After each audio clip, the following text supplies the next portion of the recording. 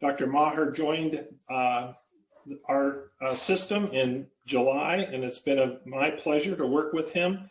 And so I would like to, on behalf of Brookings, welcome Executive Director Brian Maher to our Zoom today. Thank you very much.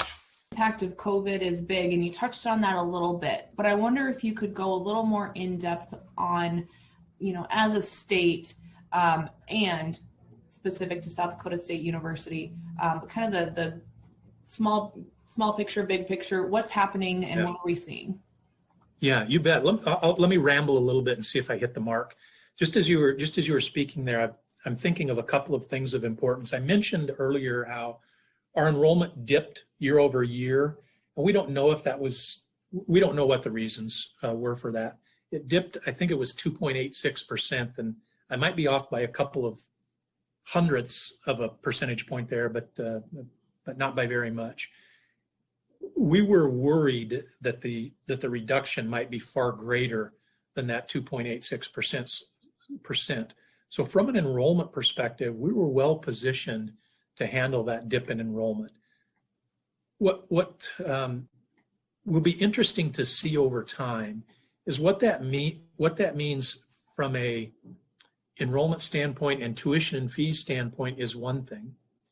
What it also means from an auxiliary services standpoint, students in dorms or not in dorms, students not buying parking permits, students not going to the student union, students not going to watch the Jackrabbits play football on Saturday.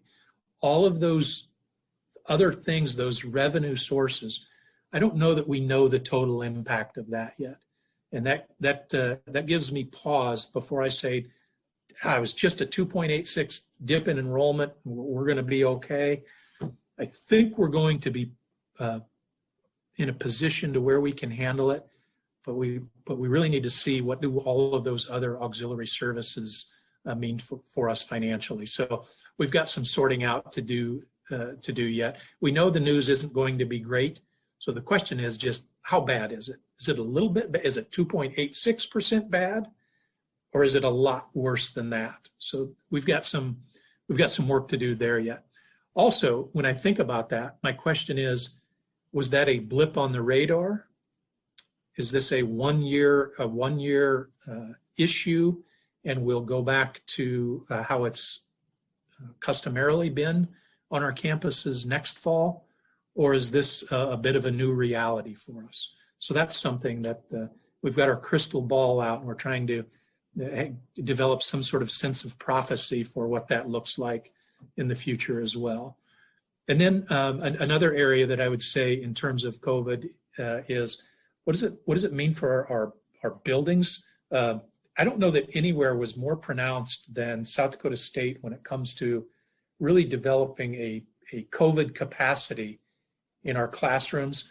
And I remember one of my aha moments was when Provost Hedge talked to me about courses that were happening in very large spaces that we usually think about only being athletic spaces, and how to accommodate maybe 100 students. We needed a place for 300 or 400 people.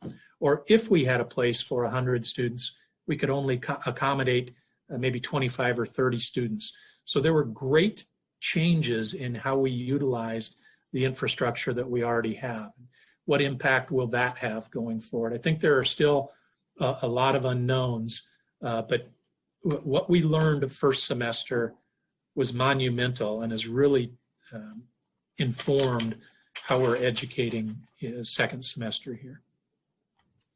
It's interesting hearing you talk about, the business side of universities. Business is business is business. We hear our members saying the same thing, that they're not sure if this is a one-year thing. Are people's habits going to be changing, and more of this, less of that? So when that crystal ball tells you, make sure you pass that along to us as well. Will do. Can you talk a little more about the University Center and the impact that has on other institutions in particular? Yeah, I can talk at a high level on that. The University Centers came about, maybe I'm going to say 15 years ago, and I know that's not exactly right, but it's close.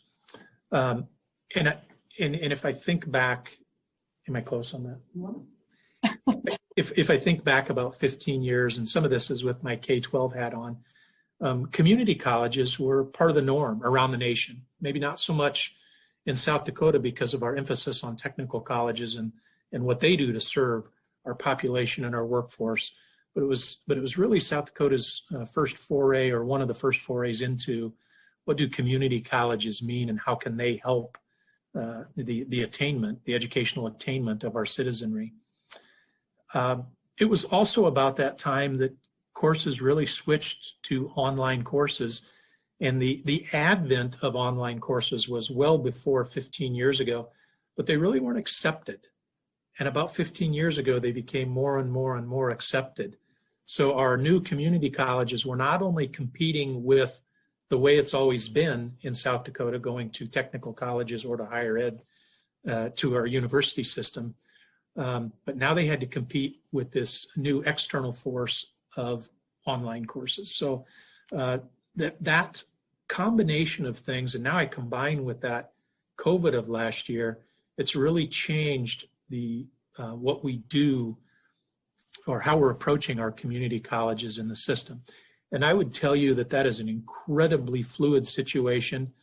You might remember from my conversation on Senate Bill 55 that is one of the major items. If I had to say there are 20 major items, it's one of them that we're looking at through Senate Bill 55, because I don't think we have the magic recipe yet.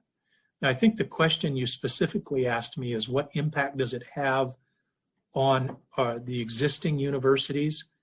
And I don't know that. I don't know that specifically. I don't know how many students who are going to the Community College of Sioux Falls or to Black Hills State University at Rapid City. I don't know how many of those students would have gone to one of our 6 regental institutions if the community college wasn't available to them. I also would like to be able to answer how many of those students who are going to our community colleges wouldn't go anywhere if those community colleges weren't available to them. And I think, and I can really think back to putting my K-12 hat on as the superintendent of Sioux Falls. I thought we did a marvelous job of a school system of preparing students for what happens beyond high school. But I also knew on graduation day in May that we had a lot of students that weren't going anywhere. Tech college, community college, armed forces, university system, they didn't really have a plan. Some of them were going directly into the workforce, but many of them didn't have a plan. And I just wonder how many of those students can we capture, whether that's community colleges or the university system. So I know I'm not directly answering your question, but I think it's part of that bigger picture that hopefully we'll have a better answer for when we come out of Senate Bill 55 than what I have today. Yeah, it's a bit of a hypothetical situation, so it's tough to read it, but we appreciate that. Well, maybe I should say one other thing. On the university centers, we haven't found our niche yet either. So I don't want to paint this picture of, hey, they're doing just great, leave them alone. They're not robust. We don't have over enrollment there. We've got a long way to go to figure out how best to utilize them. We have not found that magic bullet yet. So if I gave the illusion that things are going really well there, I gave the wrong illusion. Well, Dr. Maher, we really appreciate your time today. I know you're busy, but it was wonderful to hear from you and know what's going on, especially your legislative priorities. That'll be interesting to see how it all plays out. So thank you very much. And we wish you the best, Dr. Maher. Thank you. My pleasure. Okay, everybody. So we are done for the day. Let me just go over here real quick. Okay. We're done with our first ever virtual Brookings SDSU Day at the Capitol. Hopefully our last. Hopefully we can be in person next year. So at the end of this, you will have an exit survey. It's just one question. How did we do today? How did you enjoy it? We want to hear from you. Thank you all so much for joining us. Again, SDSU, especially Jameson, and Dr. or President Dunn, BEDC, Andrew Sloss, and your team, Vision Brookings, and the Public Affairs Committee. So thank you so much. Have a wonderful rest of your week, everyone.